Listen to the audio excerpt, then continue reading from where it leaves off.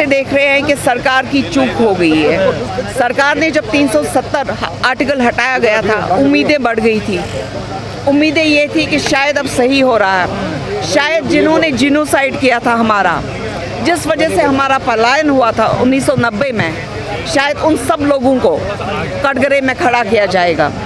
शायद एक ऐसी कमेटी बिठाई जाएगी जो ये जांच पड़ताल करेगी कि भैया कश्मीरी पंडित 5 लाख लोग क्यों 1990 में बाहर गए।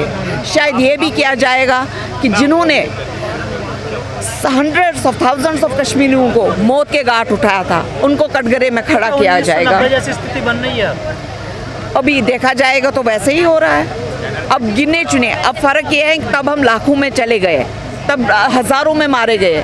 अब हम कुछ हज़ार ही है, वहाँ पे 3-4 हज़ार लोग थे, अब कुछ 100 मर रहे हैं। फ़र्क ये है। पर सरकार तो दावा करती रही है कि अच्छा हो गया। आप जैसा आपने भी जिक्र करा धारा 370 हटने के बाद, ये तो एक बहुत बड़ा स्टेप था, क्योंकि धारा 370 हटाना बहुत मुश्किल काम था, बट उन्होंने किया।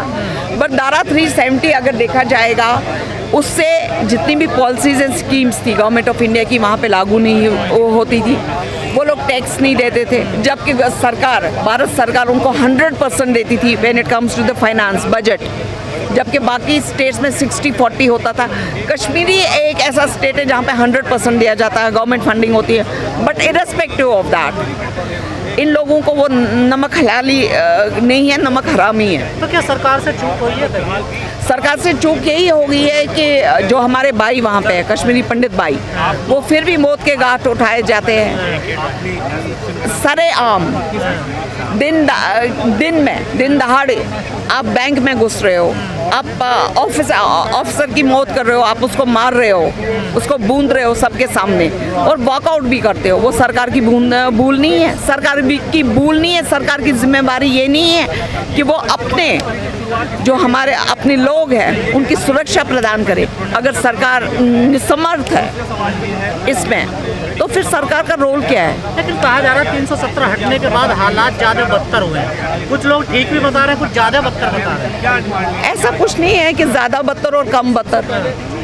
प्रॉब्लम ये है कि इनको वहाँ पे निज़ाम मुस्तफ़ा चाहिए, इनको वहाँ पे गज़वाए हिंद चाहिए, इनको वहाँ पे एक भी ऐसा नॉन मुस्लिम काफिर जिसको कहते हैं नहीं चाहिए, चाहे वो सिख हो, चाहे वो हिंदू हो, चाहे वो क्रिश्चियन हो, अदर देन इस्लाम।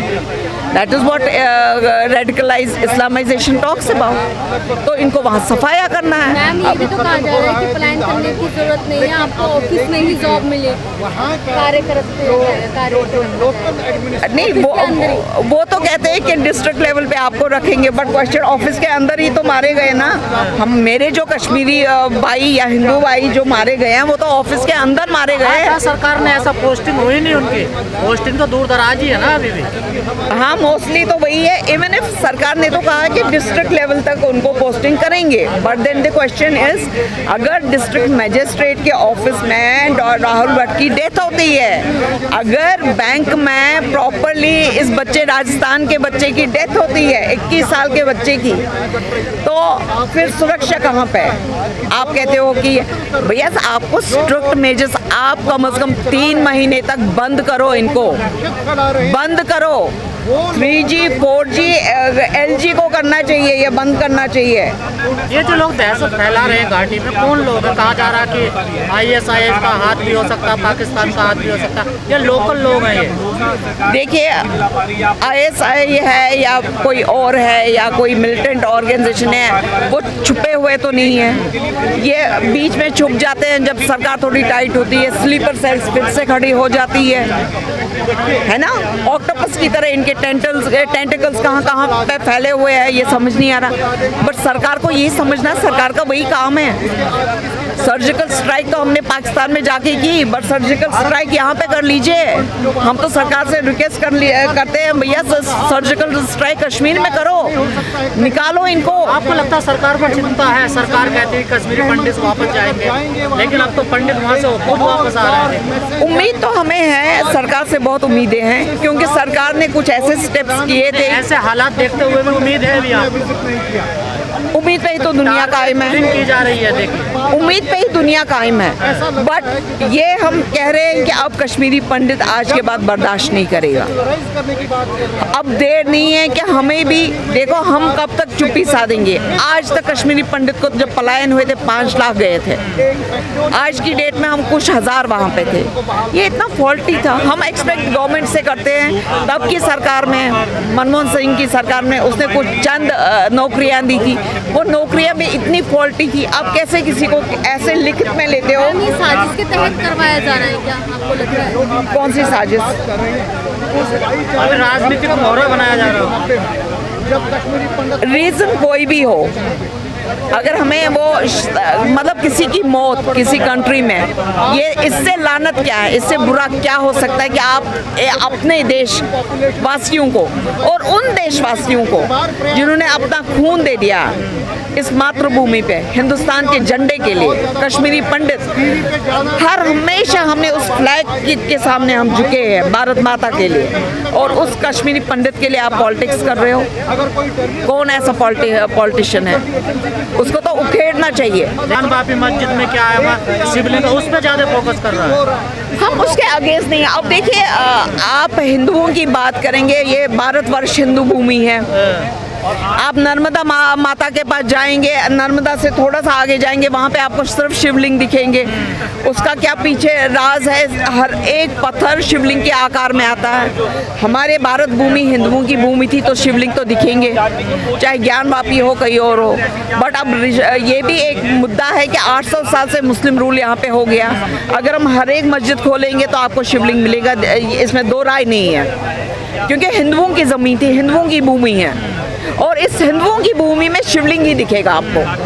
पर क्वेश्चन ये है कि जो 800 साल से हमारे ऊपर जो राज हुआ है, तो अब कहाँ पे आप ढूंढोगे? हमें कई बार इंसान को चुप्पी भी साधनी पड़ती है। दहशत है, कश्मीरी पंडित या नॉन जो मुस्लिम है वो डरे हुए हैं। कश्मीरी पंडित दहशत में हैं, डरे हुए हैं, सहमे हुए हैं, उनको बंद किया गया है विश्व में, उनको अत्याचार किए जाते हैं, उन पे निहत्तों पे टेर गैस चलाए जाते हैं। वो दुखद बात है। बट कश्मीरी मुस्लिम डरा हुआ है, मुझे डाउट है, क्योंकि अगर निहत्ते लोगों के ऊपर आप सारे भाई बहन, मुस्लिम भाई बहन आगे पीछे थे, आपके घर वहाँ पे थे, मिलिटेंट ऐसे घुस नहीं सकता है। आपके घर में मिलिटेंट घुसेगा, आपके नेबर को पता नहीं चलेगा। आप बताओ, दिल्ली में मेरे घर में कोई मिलिटेंट आएगा, मार के जाएगा और मुझे पता नहीं चलेगा? मेरे ऑफिस में किसी की हिम्मत है कि किसी को दाग दे और 4 लोग उसको पकड़ न ले? कश्मीर में ऐसे हो रहा है हिंदुओं के साथ। आपके ऑफिस में किसी की हिम्मत है कि किसी को मारे और सीधे वॉकआउट करे? होता है किसी जगह पे? तो क्या अब रह पाएंगे वहाँ लोग, या फिर सब पलायन नहीं कर जाएंगे? 1800 लोग तो पलायन की ओर चले गए मैम घाटी से। हाँ, काफ़ी लोग तो पलायन करेंगे, और अगर सरकार उनको प्रॉपरली रिहैबिलिटेट नहीं करते, प्रॉपर सिक्योरिटी, इस वक्त हमारा मुद्दा सिर्फ सिक्योरिटी है, हालांकि हमारे मुद्दे बहुत है। जो वीडियो आ रही है, लोग बहुत डरे हुए हैं। हाँ, वो बिल्कुल सरकार की बात मानने के लिए सहमत नहीं है कि हम कौन बोलेगा?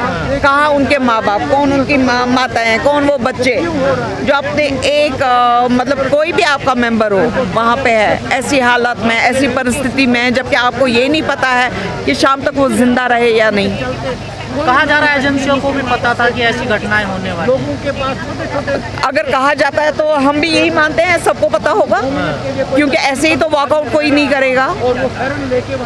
बट हाँ, हम उम्मीद करते हैं कि शायद जो हमारा भारत सरकार है, जो बीजेपी गवर्नमेंट है, अगर उनको पता होता तो मतलब। एक आखिरी सवाल, ये जो मीटिंग चल रही है दिल्ली में या लुटियंस दिल्ली में जहाँ आप बैठे हैं, क्या इन बैठकों से कुछ सुधार हो पाएगा, कुछ फैसले लिए जाएंगे? मुझे तो लगता है सर से ऊपर अभी पानी आ गया है, और अगर अभी कुछ नहीं हो जाएगा तो जितने भी लोग हैं आज की डेट में, हम सिर्फ कश्मीरी पंडित हैं, एंड जो ये बिहारी हिंदुओं को, राजस्थानी हिंदुओं को, सारा हिंदू जाग रहा है। कुछ मुसलमान वहाँ पे अच्छे हैं, तो सारे हिंदू जागेंगे और छोड़ेंगे नहीं। फॉल्टी था ये, इतना फॉल्टी था, तब उन्होंने नहीं देखा गया था कि इनके लिए कैसा प्रोविजन रखा है, कि किन परिस्थितियों में, किन हालातों में, कैसे कमरे हैं, कैसे हैबिटेशंस हैं, कैसे वो रह रहे हैं।